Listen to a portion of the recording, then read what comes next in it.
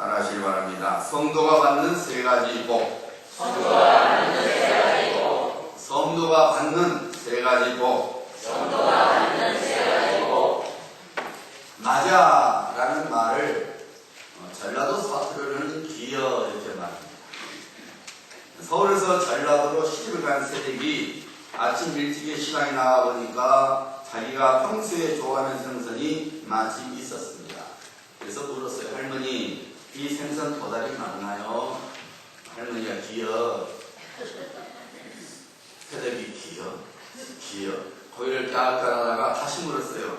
할머니, 이 고기 도다리 아니에요? 할머니가 큰 소리로 말했습니다. 아, 기란게? 결국 그 새댁은 도다리를 못 사고 집에 돌아왔습니다. 집으로 돌아오면서 혼자 중얼거렸습니다. 기라는 고기는 어찌 그렇게 도다리랑 똑같이 다르겠어요?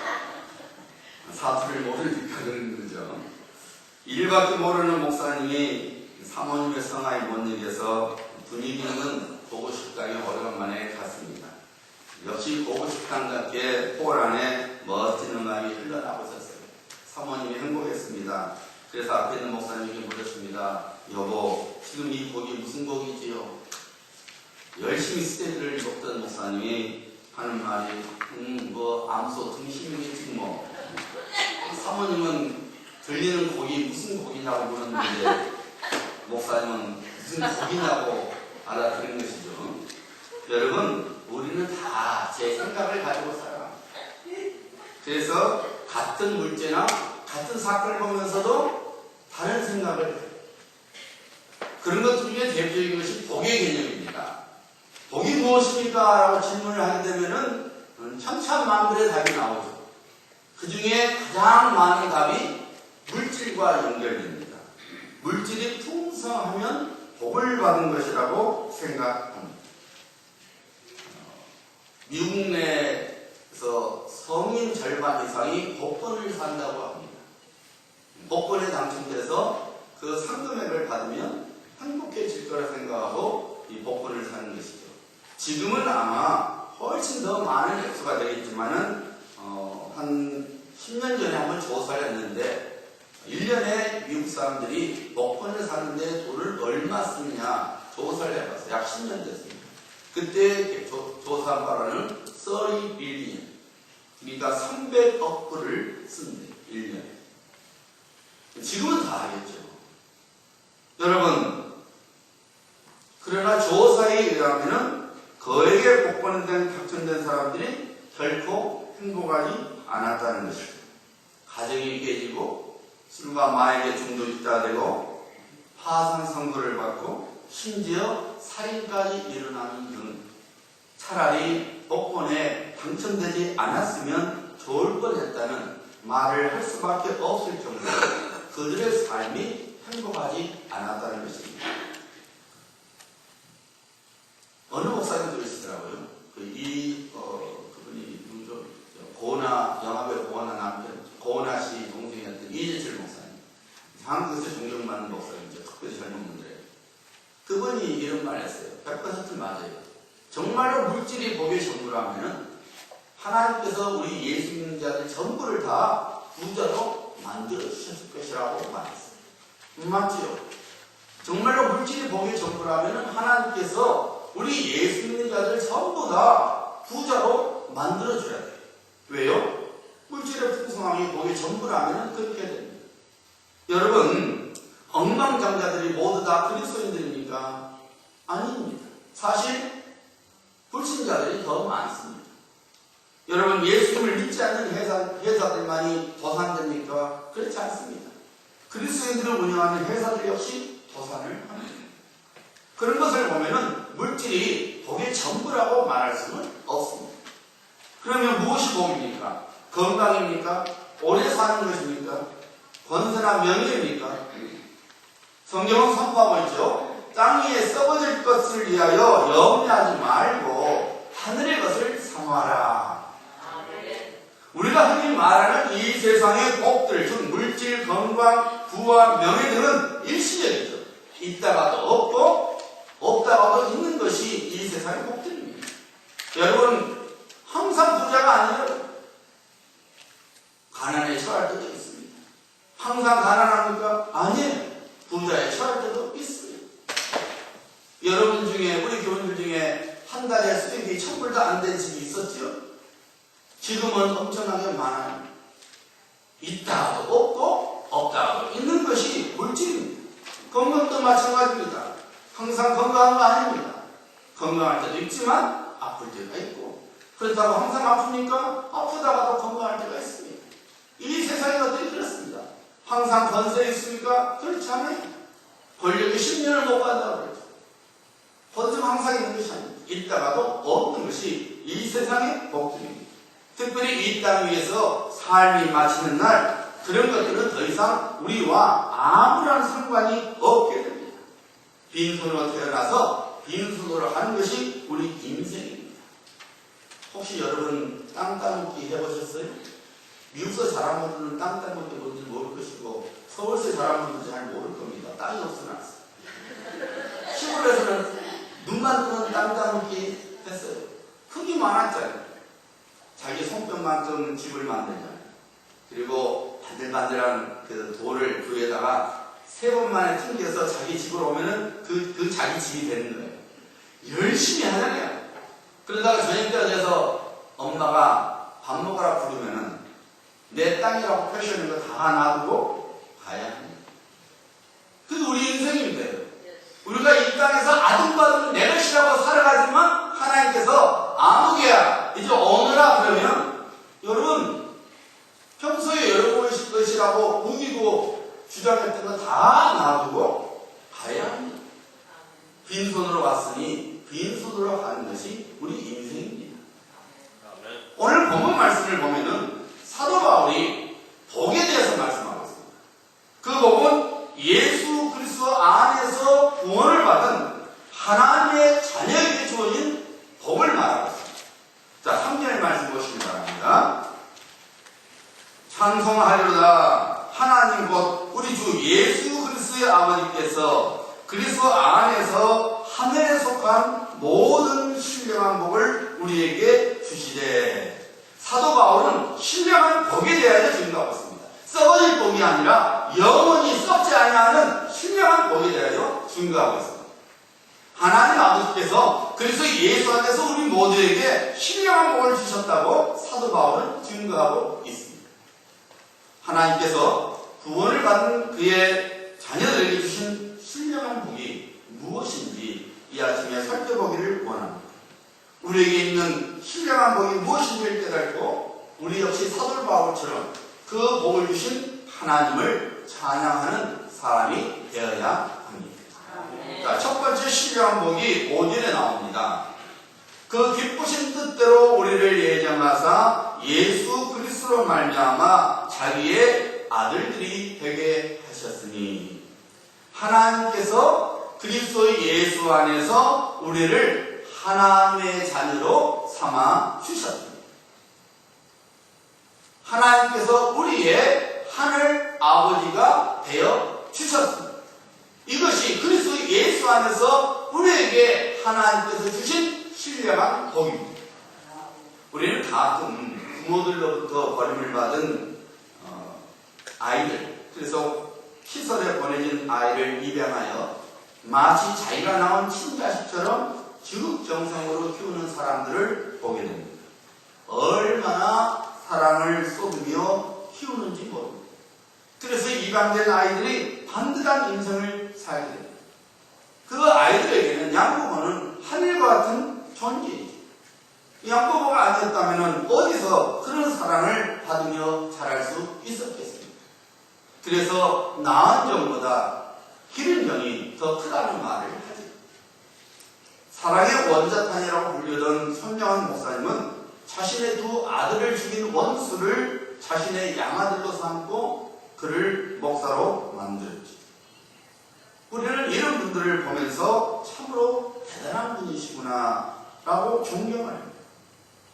그런데 여러분, 우리들이 하나님의 부르심을 받기 전에는 어떤 신분이었습니까? 우리 모두는 허물과 죄로 죽었던 사람들이었습니다. 하나님의 원수가 되었고, 그리고 그의 은혜 밖에 있어서 아무런 소망이 없었던 있었던 신분들이었습니다. 육신의 욕심대로 살면서 이리 찢기고 저리 찢기면서 상처를 입다가 결국 지옥 불못에 떨어져 영벌을 받아야만 했던 신분이었습니다. 이런 우리들을 하나님께서 사랑해 주셨습니다. 오직 은혜 가운데서 우리를 그래서 예수 안에서 하나님의 자녀들로 삼아 주셨습니다. 그래서 새로운 신분을 갖고 살아가는 자로 만들어 주셨죠. 고린도후서 5장 17절이죠. 그러니 누구든지 그리스도 안에 있으면 새로운 피조물이라. 이전 것은 지나갔으니 보라 무엇이 되었도다 새 것이 되었다. 여러분, 세상의 선택과 하나님의 선택은 전혀 다릅니다. 세상의 선택은 자기에게 아부하는 자를 선택합니다. 자기에게 이익을 주는 자를 선택합니다. 자기 편에 서주는 자를 선택합니다. 다시 말씀드리면 세상의 선택은 그 선택을 받은 자에게 어떤 공로가 있어야 됩니다.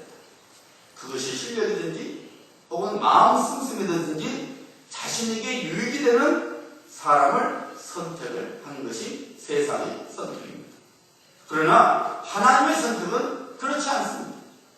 하나님께서 아브라함을 믿음의 조상으로 선택하신 것을 보면은 하나님의 선택의 성격이 무엇인지 우리는 충분히 알게 됩니다. 여러분, 하나님께서 아브라함을 믿음의 조상으로 선택하셨는데 아브라함이 어떤 사람이었습니까? 아브라함은 우상을 만들어 파는 동네에서 먹고 자랐습니다.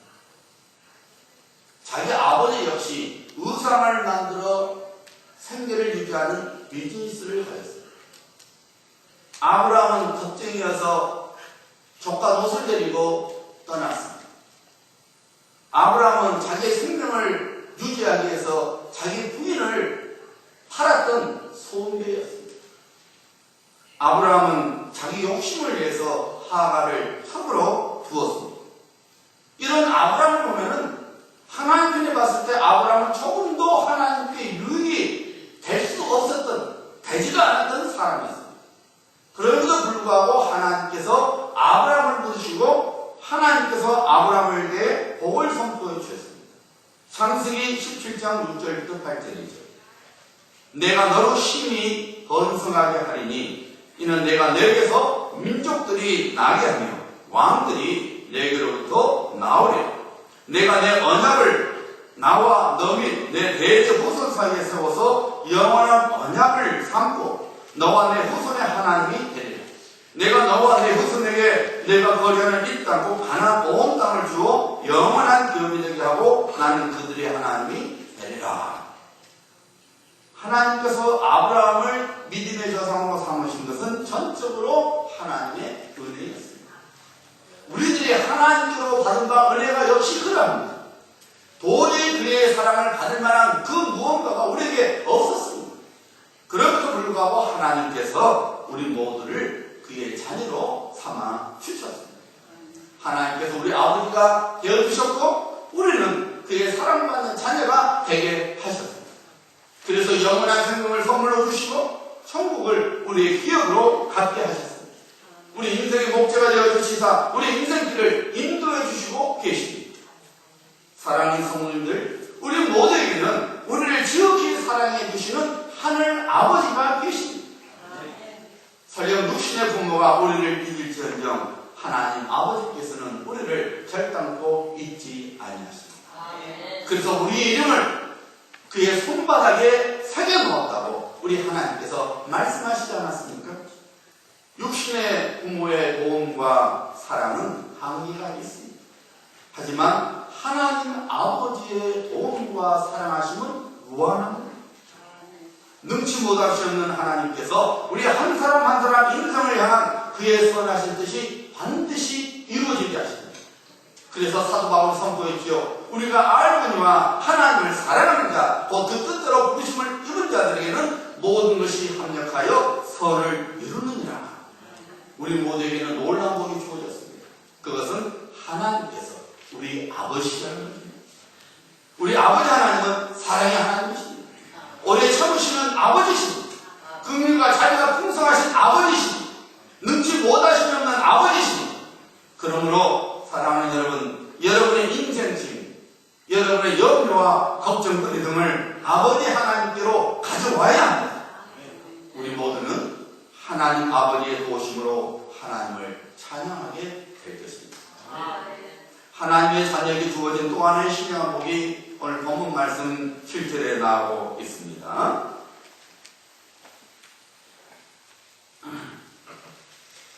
우리는 그리스도 안에서 그의 은혜의 풍성함을 따라 그의 피로 말미암아 속량 곧 뭘 받았느니라?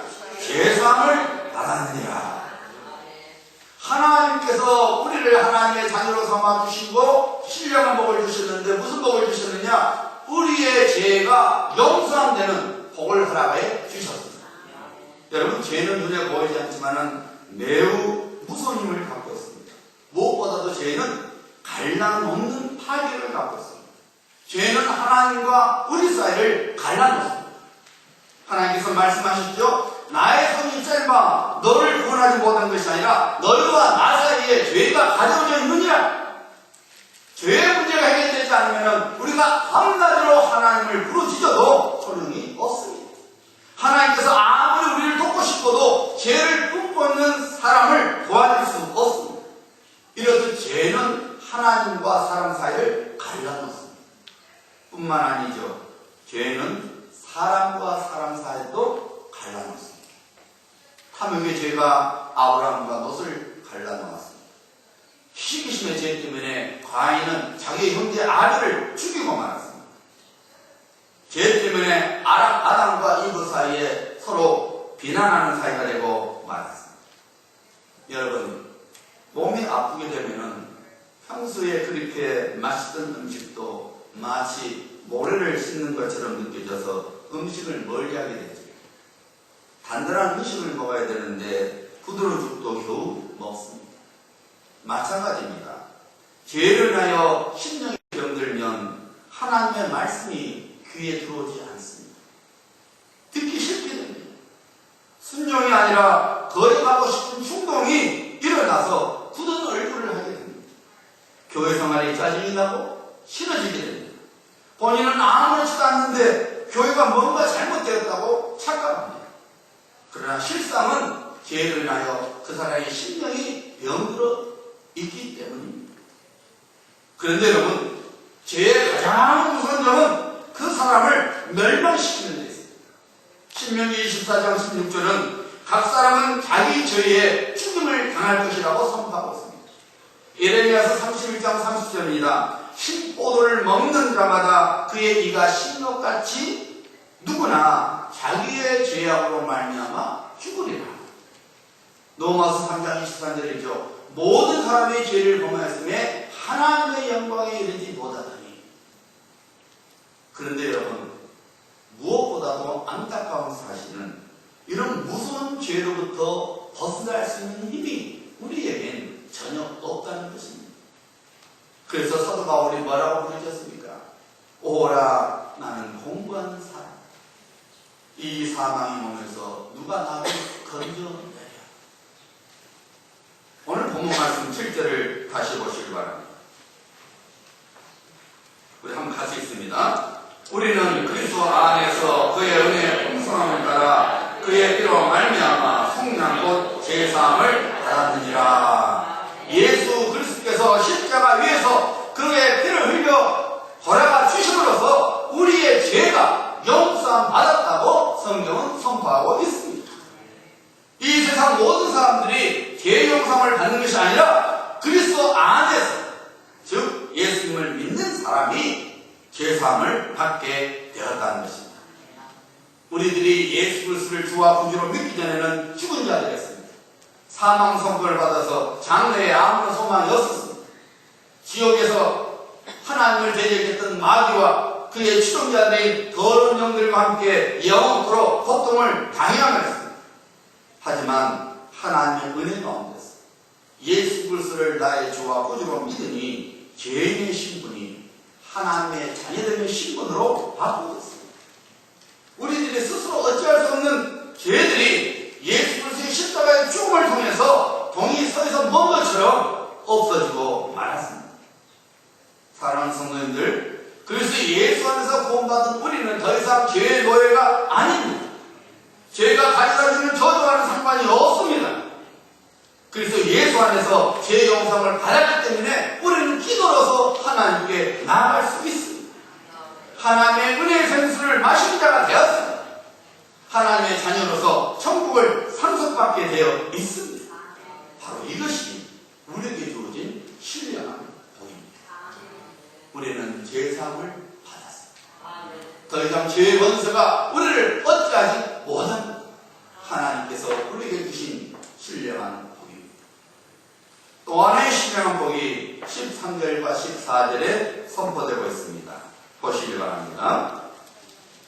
그 안에서 너희도 진리의 말씀 곧 너희의 구원의 복음을 듣고 그 안에서 믿어 약속의 성령으로 인치심을 받았으니 이는 우리 기업의 모든이 되사 그 얻으신 것을 속량하시고 그의 영광을 찬송하게 하려 하심이라. 하나님의 자녀에게 성령께서 함께 하셔서 하나님의 자녀됨과 하나님의 상속자됨을 보증해 주신다는 것입니다. 구원의 복음을 듣고 여러분 우리가 구원의 복음을 들어서 하나님의 자녀가 됐을 때에 하나님께서 성령을 우리에게 보내주시사 우리가 하나님의 자녀됨을 개런티 보증해 주신 것.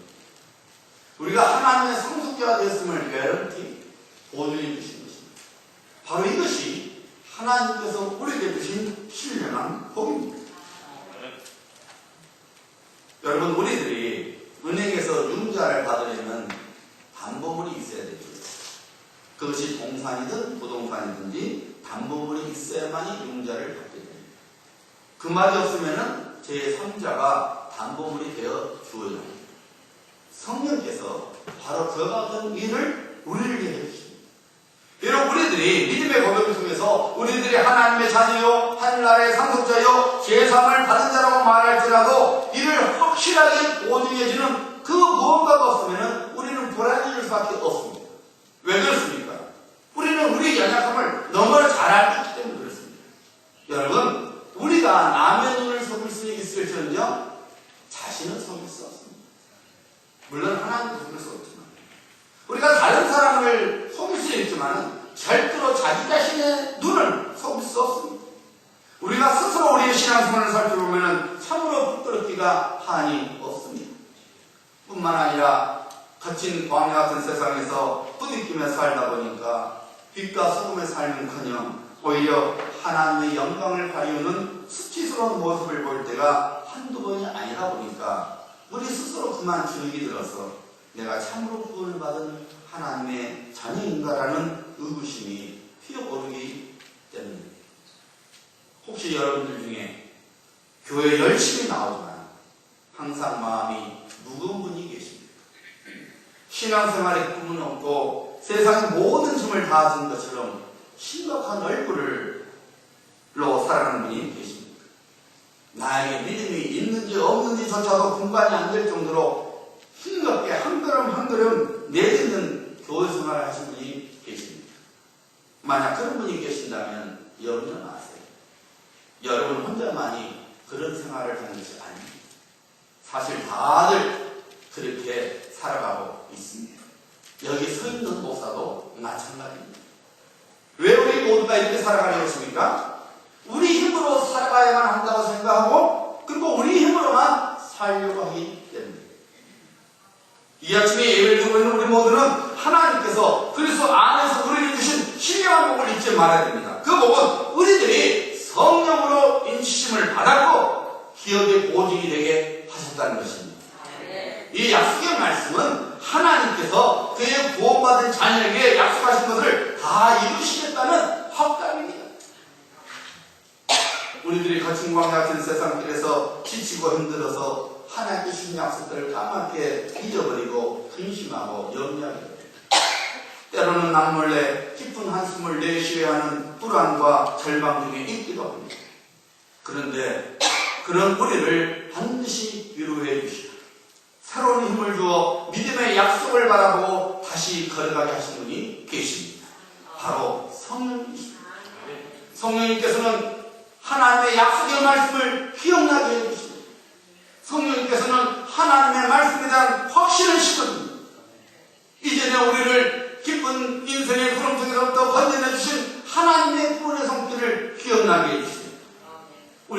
하나님의 자녀이기 때문에 독생자까지 아끼지 않으셨던 하나님의 사랑을 다시 한번 붙잡게 해줍니다. 제 개인적인 이야기지만 이제 내일은 제가 3일을 워싱턴시로 데려다 좀 다녔는데 저기 있으면 학교가 이제 시작되거든요. 하나님의 은혜 가운데서 좋은 학교를 또 보내주셨어요. 문제는 투이션피예요.